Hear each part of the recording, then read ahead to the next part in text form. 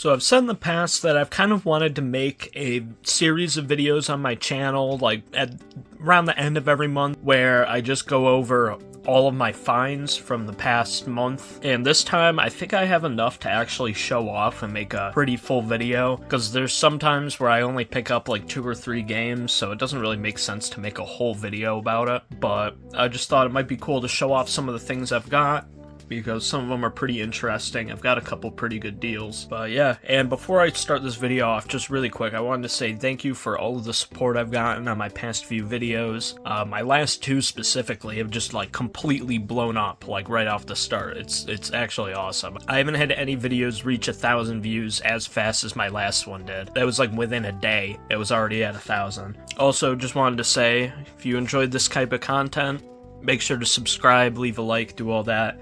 Helps me out a ton. But yeah, I guess we'll get into some of the pickups. So I don't really have a specific order for this. I can't remember exactly the order I got everything in, but I'll just kind of start by the type of game. So I got my Switch games here. First one I got, Pokemon Legends Arceus. Nothing too crazy, game's been out for a while, but I didn't have it, and I kind of wanted it just because it's another Pokemon game. I think so far I have at least one game from every generation, minus the remakes. So eventually I'd like to get all the games, all the remakes and everything, and have a full collection, just because Pokemon's one of the series I grew up with, although I only really grew up with Black and White. I didn't really play any other ones, but it's still something from my childhood, and I've always really enjoyed it. Cards too, I've enjoyed. I like watching the TV show. Even though the games aren't that good, this one at least tried to do something different, which I think is awesome. Yeah, I just think it's interesting that they've tried to do something new. I've heard it's, like, not bad, but some people say it's, like, kind of glitchy and too empty and whatever, but I'd like to give it an actual try, so it's a cool one. Then I got Monster Hunter Stories 2, which I've heard a lot of people say is kind of like Pokemon, but better.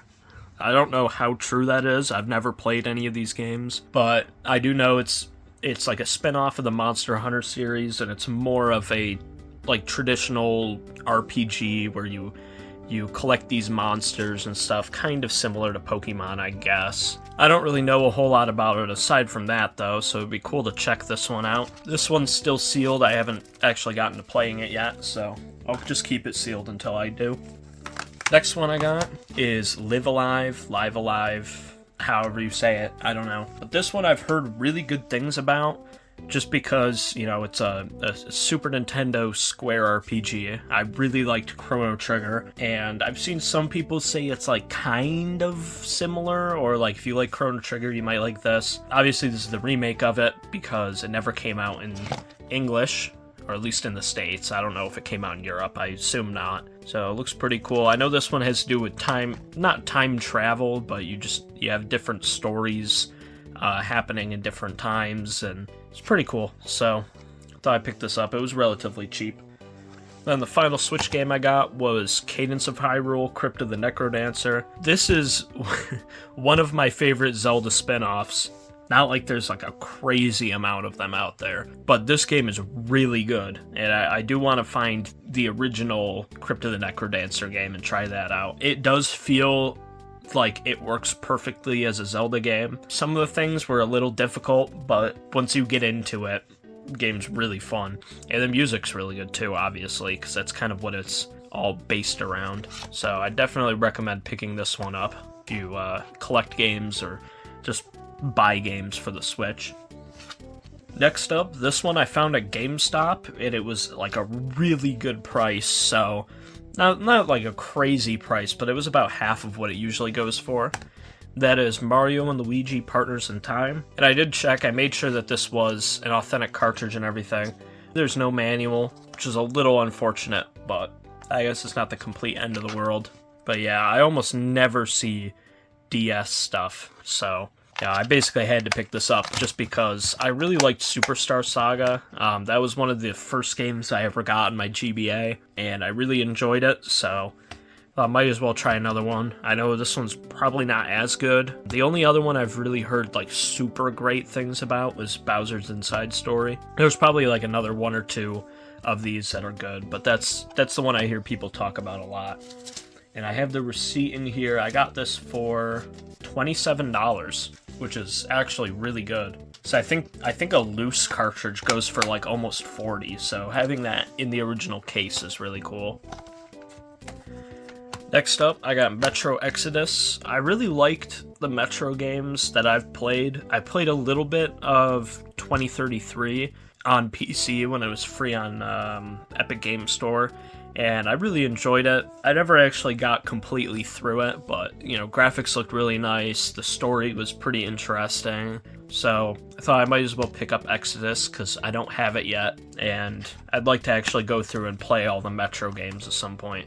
And for $8, like, I mean, you can't go wrong with that. Another one, this one I found at the thrift shop, and it's Alan Wake. I don't know much about this game at all. I think it got a remake somewhat recently, but I hear people talk about it and say it's like just one of the best games from this generation, or at least a good one.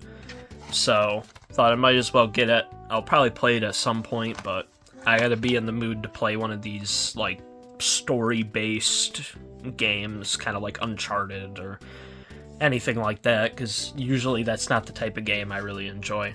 But this was a cool one. That was cheap too. I think I paid $4 for that. Speaking of cheap stuff, Grid Legends. I remember seeing when this game came out, it looked kind of interesting. I remember playing Grid 2 back kind of when that came out, and I really enjoyed it, but I know the past couple have been kind of subpar, so I don't know what this one's like.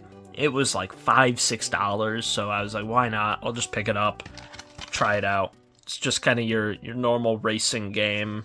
It's on PS4, unfortunately. They didn't have the PS5 version, but it does have the upgrade, so probably have to pay like $10 to get that. Next up, these are some really good finds. I got these from a Salvation Army that I almost never go to, just because it's like kind of out of the way and they usually don't have many video games. But first, I got G-Police.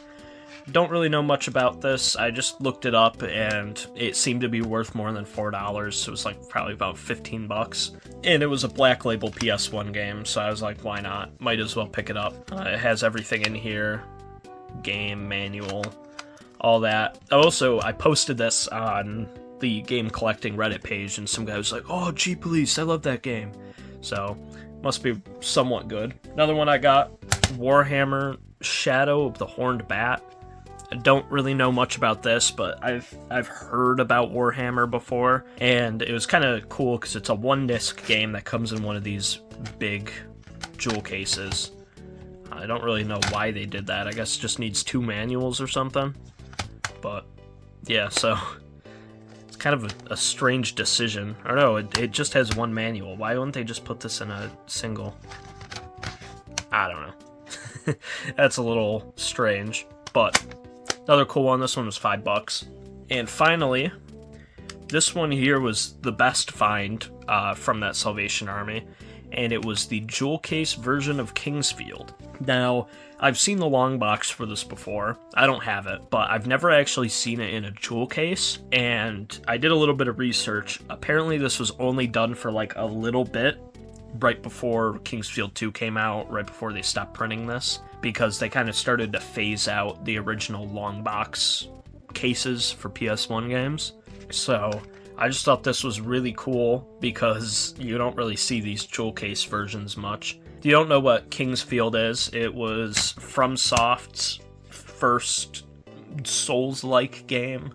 When you actually play it, it doesn't feel that much like a Souls game, but it has some aspects that carry over. But I think this was one of the PS1 launch titles originally, or it came out like very soon after the PS1. So everything's in here. Disc is in pretty good shape. Like there's almost no scratches on it. So best part about this, I got this for $40, which I think that was their mess up because they usually try to price things out pretty decently. My guess is that they probably looked it up and found the Japanese version, which goes for around $40, when the American version goes for over $100. So they probably just saw the Japanese version, saw, oh, Kingsfield, $40. Okay, we'll price it at that. So their loss, my gain, I guess. So this is a really cool one. I definitely want to try it out at some point. Then these next ones, I've already made videos on. It was actually my previous video, so if you're interested in these, go check that out for more info. But I got a package from China with a couple pretty rare... Someone said, oh, these aren't that rare. They're rare in America. So, some rare to me game consoles that were only released in a couple Asian countries, including China. So first one is a video CD PlayStation. So this is basically just a normal PS1, but it plays VCD discs without needing like a little add-on on the back. It's also white instead of gray, so I don't really know if you could see it that much. On the back it's more visible just because it's not like yellowed, but it's white, which looks really weird when you put it next to a normal gray PS1. And that is model SCPH 5903, and it takes 110 to 240 volts, so you can use it in any region. So it's pretty cool. Main reason I wanted it is because it was unique, it looked cool, and it's technically a Japanese console. It's NTSC-J, but it runs on 120, so I don't need a voltage converter or anything. So, thought that was pretty cool. It does have a mod chip in it though, which is a little unfortunate, but that's not the complete end of the world. I can desolder it and fix that. Putting a mod chip in one of these breaks the VCD support, which is kind of the whole reason you have it, so whatever. It's a console from China. It's going to be modded in some way. Speaking of consoles from China that are modded, here's my iQOO GBA. I bought this originally, because obviously I can't speak Chinese and Google Translate's bad. I bought this originally thinking that it was the Dragon Limited Edition. Unfortunately, while it is still an iQOO GBA, this shell is an aftermarket one that was put on. So I ended up getting the original iQOO shell. It's just a black one. So once I get that shipped to me, I'll do a swap and then I'll have the original console again. And I guess I could keep this shell around just for if I need to do a reshell project or something. But it is an AGS 101, so it's got the really nice bright screen. So that's pretty nice. Then I also got from that same package an iQOO DSi. It's a little messed up, but it's not that bad. This is basically just a normal DSi, but it says iQOO on the back, and when you turn it on, it says iQOO. So it just plays normal games, except for the DSi enhanced stuff. I don't really know the reason why. It's some weird software thing. But like Pokemon Black 2 won't work in it, and Miniland Mayhem are the two that I have that don't work. I'm not going to use this as my main DS anyway. And this also came with an R4 card, which is cool because I've never had one of these. So I can just slot that in. Comes up as SpongeBob, but once you get into it, got this art here, and it just lets you choose a couple ROMs that are put on.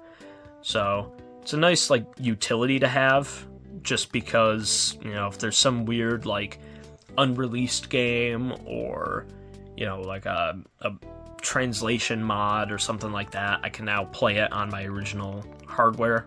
So that's cool just to have this.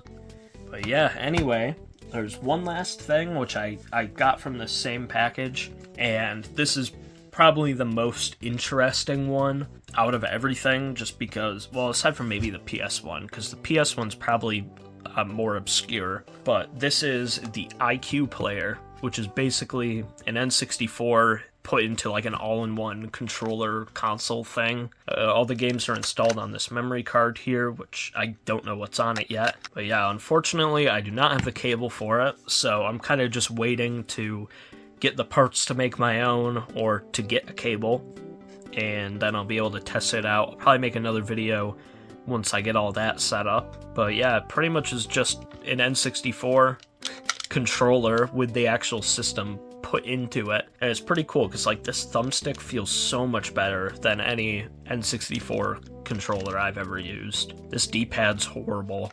The buttons actually feel pretty good. So yeah, anyway, that's pretty much it. I don't know if I'd be able to kind of show everything on screen. I ended up getting a lot actually once you kind of look at everything, but If you guys enjoyed this at all and want to see more of these kind of videos, make sure to let me know. I'd like to do more videos where I just kind of show off the cool things I've gotten over the past month or a couple months or whatever. And if you guys seem to enjoy this, then I'll definitely do more of them. So yeah, like I said earlier, make sure to leave a like and a subscription. It really helps me out a lot. And I will see you guys later. Goodbye.